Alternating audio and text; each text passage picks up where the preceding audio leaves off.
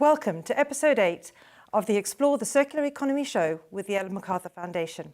The show where we discuss, debate and investigate the shift from today's take, make, waste linear economy to a circular one where we design out waste, we keep materials in use and we regenerate natural systems. My name is Rationale. I'm part of the learning team here at the Foundation and I'm going to be your host today alongside one of my colleagues. Can I try and introduce my colleagues from the China team, Ji and Virgil, who are joining us today to be able to talk to us about China, which is what our program is going to be about. As Ilma was trying to tell you, but she unfortunately couldn't. China is a leading global superpower and also one of the pioneering countries of the circular economy. So in this episode this week, we're going to dive much deeper into how the circular economy story has evolved in China, give you some really great examples of how the circular economy is being applied in China, and understand some of the differences between China and how the EU is implementing the circular economy. So please welcome Ji and Virgil from our China team. We're really excited to have you here. Right, so we've heard from that intro that China was one of the first countries to promote the circular economy. Can you talk to us about how it all started in China? Yeah, sure. I think I take this one. Well, actually, I've got a slide to talk you through all that. We could bring up the slide number 1. Yes, Ji, you can talk us through it. Okay, so basically, since the adoption of the opening and reform policy in 1978, there has been a lot of achievement on the economic front, as we all know, but that comes at a price. So the challenge back then was the environment and ecological degradation as a result of this rapid urbanization and industrialization. So to harmonize the economic development and environmental conservation, circular economy was first proposed in the early 90s and was pretty much inspired by the industrial ecology from Japan and Germany. So then Chinese government quickly endorsed the concept of the circular economy and incorporated it as the national strategy from the 11th five-year plan. And then when we move on, the first milestone was the enforcement of the circular economy promotion law in 2008.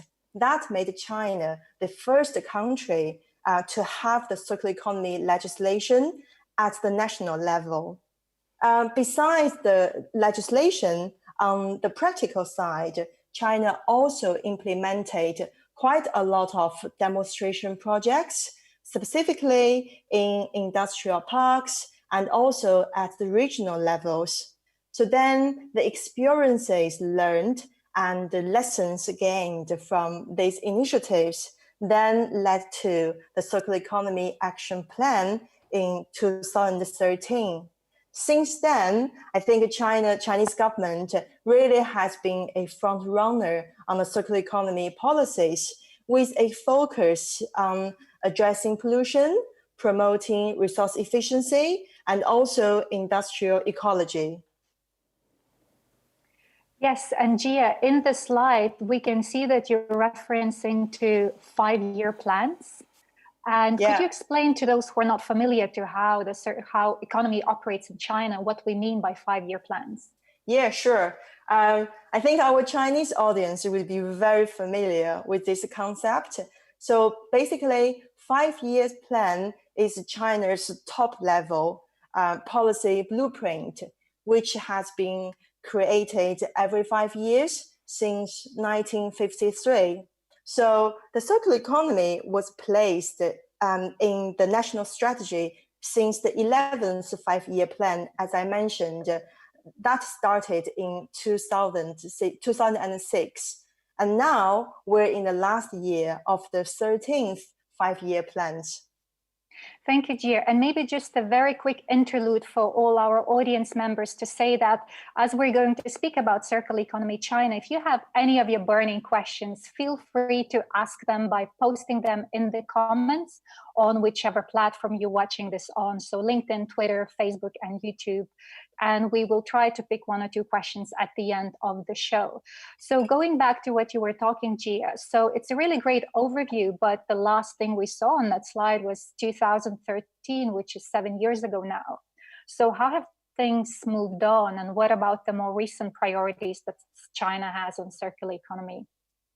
Yes, you're right. Actually, quite a lot has been happening recently. Would it be possible if we can bring up the slide number 2? I've prepared a short slide of that. So as you can see from the slides, just in 2017, that is another milestone for the circular economy policies. So there are actually several policies was released in that year. First, starting in January, we can see the extended producer responsibility, EPR, was put in place. So sectors like electronics, automobile, batteries, and the packaging products were chosen as priorities. Next big step up was the Circular Economy Development Leading Action launched in May. And overall, it aims to take circular economy into account through a broader value chain and leverage on the digital revolution to achieve that. While we're speaking of the digital revolution, we can't not mentioning sharing economy in China. So responding to the booming sharing economy, the first guideline on promoting sharing economy was released in July. It acknowledged the new business model in China, which is a service over ownership, and its potential for improving resource efficiency and utilization. Having said that, the sharing economy was actually booming even before all these policies were laid out. The best known example probably is Mobike, which was launched back in 2016 and has a reach even beyond China. Thank you very much. And for the audience at home, we've had some technical issues, so we apologize for that, but we're on a roll now. So hopefully you've got a chance to put your questions in the chat, and we'll get back to our conversation. You've mentioned the sharing economy and in particular bike sharing schemes. So I think, in Europe, we're quite familiar with bike sharing schemes. So how does the Chinese version of a bike sharing scheme differ from the one in Europe? And what were some of the challenges in implementing the sharing economy at scale with the number of people that you have in China? Yeah, I can probably take this question. So when we talk about sharing economy, there is actually a very interesting and dynamic story that really showed the interplay between the market and the government.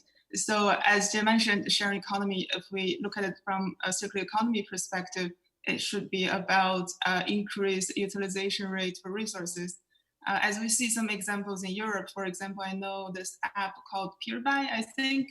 It allows you to share within your neighborhood. But in China, the story is actually quite different.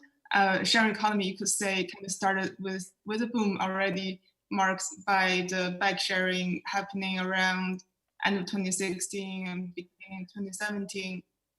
And also when we talk about the difference in Europe, I think the scale is always something to keep in mind, since in China we have very big population, we have very big cities.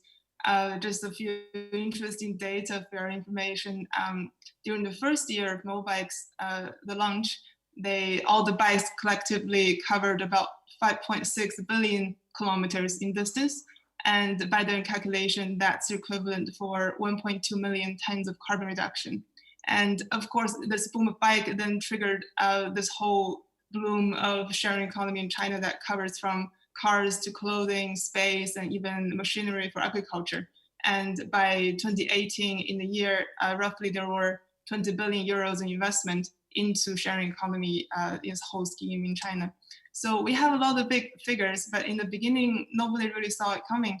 In the early stage, especially for Mobike, they weren't sure if this will take off, because normally bikes are government, like public bikes. They are funded by the government, and so there's always public money behind it. But then actually the sharing bike scheme kind of proposed a solution for the last mile challenge for urban mobility. Imagine if you live 2-3 kilometers from the metro station, these bikes will make a really big difference.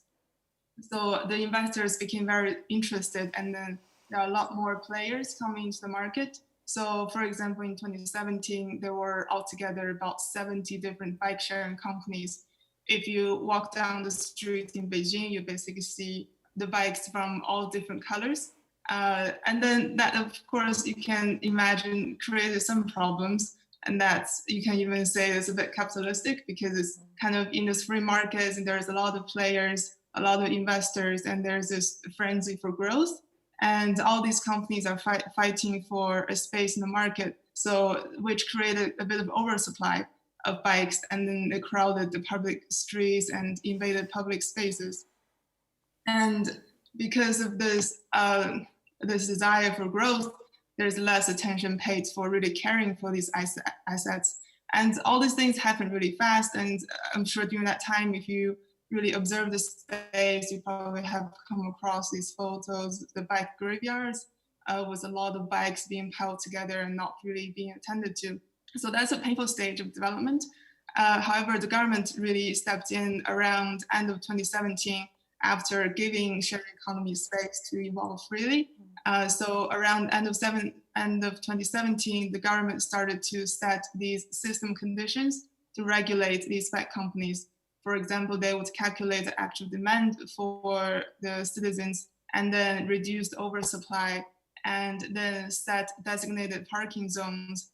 And all these things are used to evaluate bike companies to see how well they manage their assets, which then directly link to these companies' permission to even enter the market. So with all these intervention, last year, there were only about 10 companies remaining still in the space. So there has been a learning curve, like that's really true. And also, let's look, I really think that there's actually very positive side. Bike sharing provide a lot of potential for green mobility. And it's really good to just really quickly have bikes back in the city again. And the city managers developed a lot of infrastructures to promote this, which really helped with the traffic congestion issues.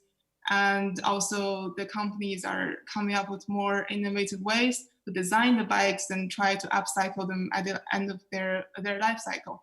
And we observed during the COVID time, bikes are becoming very popular again, since it gives people the opportunity to exercise and have fresh air and keep up with the social distancing all along. And so it's really about giving more options to people.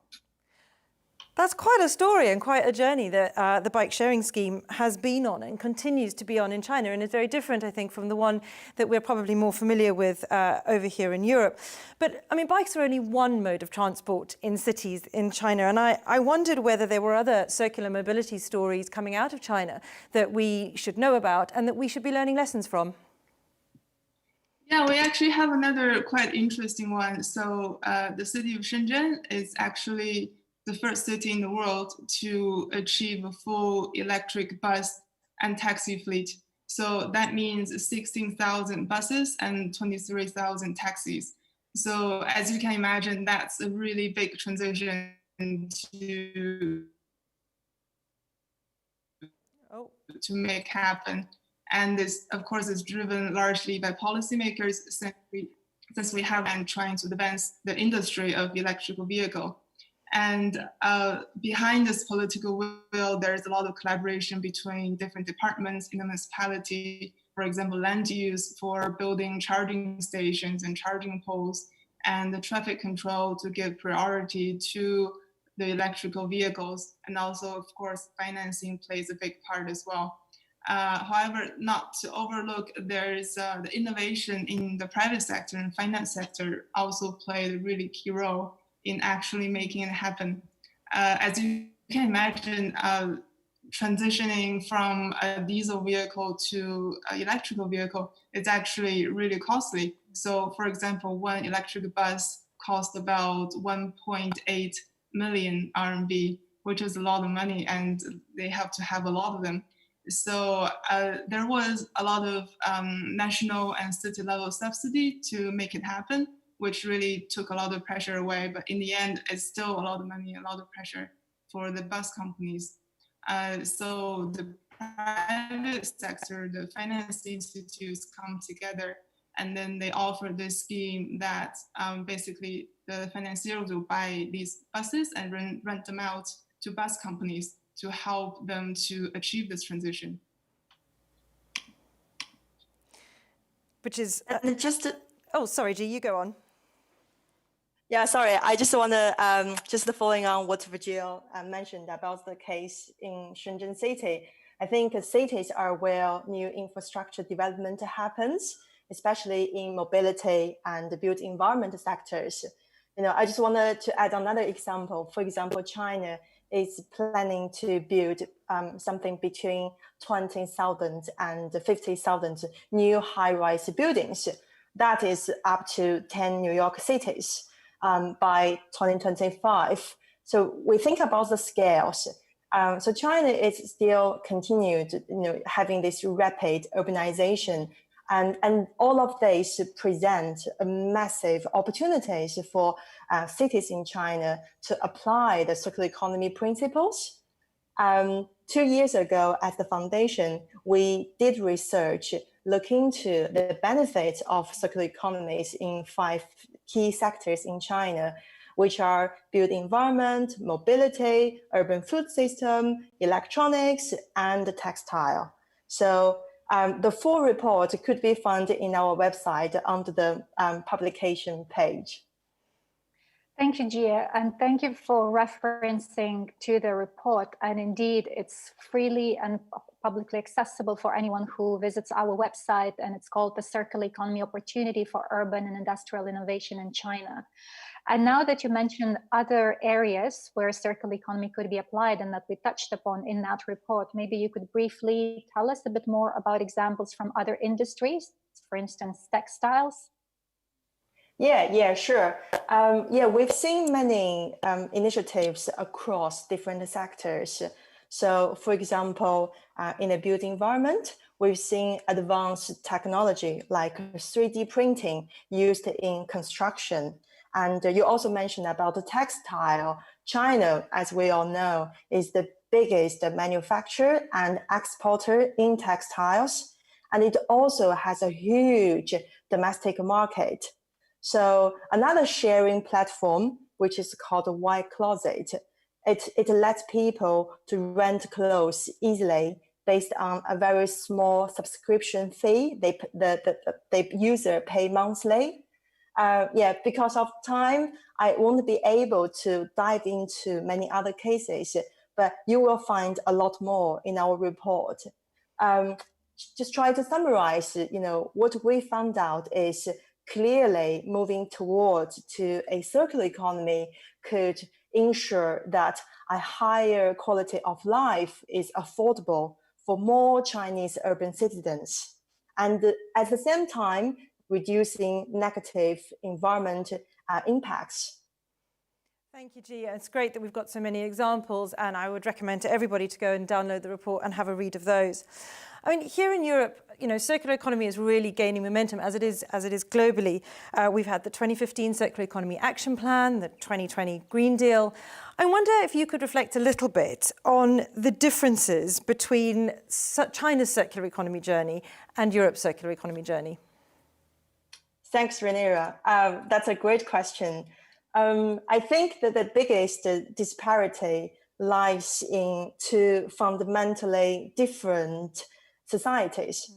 So the rationale for circular economy policy is presented in different ways. While the EU, as a developed area, has formed a mature consumption-based society, China's development has been and is still largely driven by the rapid urbanization and industrialization. So in the EU, as stated by the European Commission, circular economy will boost the EU's competitiveness by protecting business against resource scarcity and price volatility, helping to create new business opportunities and more efficient ways of producing and consuming. However, in China, circular economy is widely adopted to solve the environment pollution associated with industries, to reconcile the economic growth and the environment and the social concerns. So, because of the two very distinct contexts, the focus area of applying circular economies differs. So we know EU's 2015 Circular Economy Action Plan focus on plastic, food waste, construction and demolition, etc. In China, the early initiatives had a focus on the 3R principles, which are reuse, reduce, and recycle. It was about improving municipal waste management, further utilizing industrial byproducts and reducing pollutions as well. I would say only recently there has been a shift from adopting a clean-up approach to a more holistic way of tackling the environment and the social externalities. And even though Europe and China has these quite distinct different contexts, and therefore our focus areas in circular economy differ, nonetheless, because we operate in the very interconnected global economy, we have to face some of the shared challenges, from climate change to plastic pollution.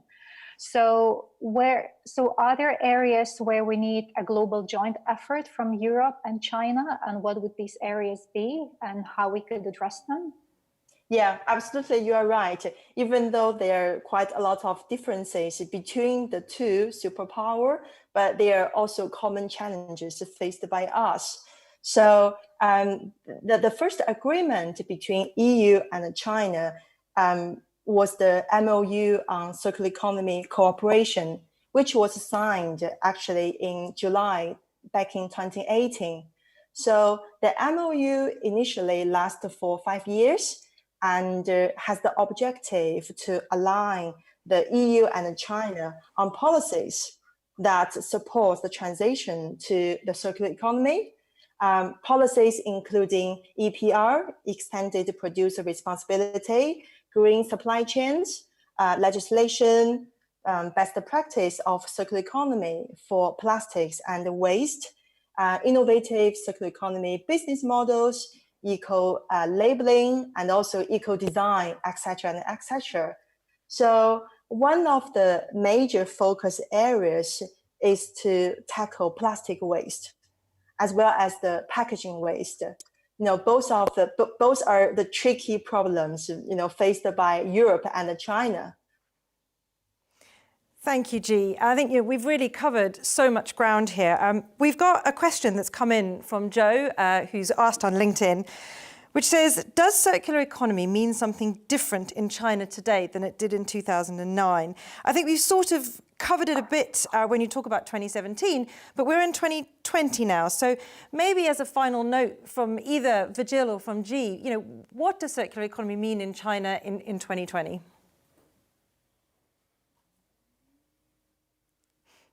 Ji, come on, you can take that one. Yeah, I'll take it. I think that's a really great question. It has been like more than 2 decades development of circular economy in China.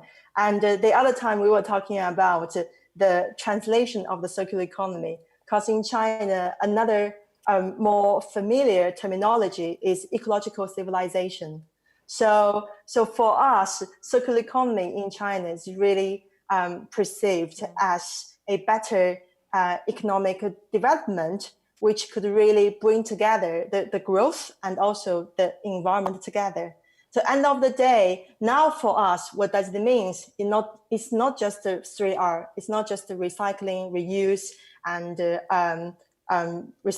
reduce, but it's also more about regenerative and the restorative, the whole economy and the system level change. Thank you. And thank you so much to both of you for joining us today for what's been a really interesting, albeit slightly technologically challenged at the start, discussion around China's approach to circular economy in comparison a little bit to the EU's approach to circular economy. So thank you very much to Virgil and G. And I think for me, listening to this, there are kind of some key takeaways, really. And I think the first is really that you can hear from the stories that in China, and we know from the European Union, that the linear take, make, waste model really is becoming more and more outdated. And it's really exciting to see these large superpowers moving towards a more circular and regenerative approach in the way the economy moves forward. I think I'm also really interested in the differences between the way China has dealt with the circular economy and is taking it forward, and the way the EU is doing it. And we can all learn from each other. But I think one of the things that's really key to take away from this is the huge economic opportunity, well, the huge environmental opportunities. If these superpowers came together and actually were able to agree on some common ground in taking the circular economy forward, I think there would be some real advantages to doing that. So over to you, Ilma, who can take us through where we're going to go next week on the show. Yes, and if I may just add, Rainera, to your takeaways, that for me, it also, what we discussed today also shows that while circular economy everywhere is based on the same principles, we need to find ways of adapting it that fits that local environment, local context.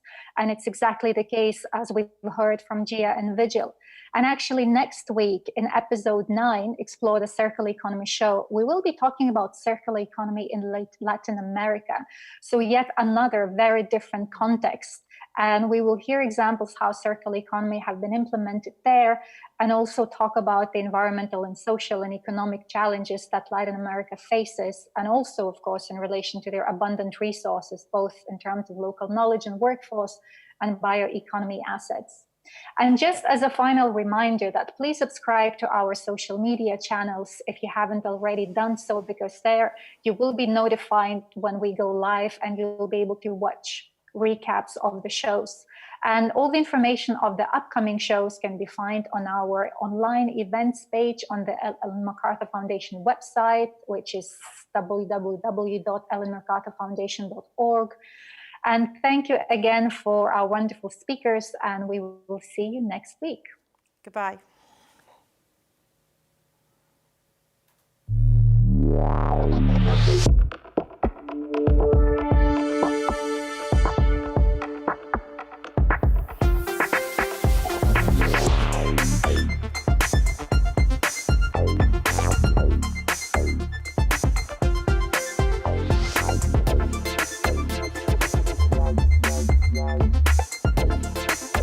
Ugh.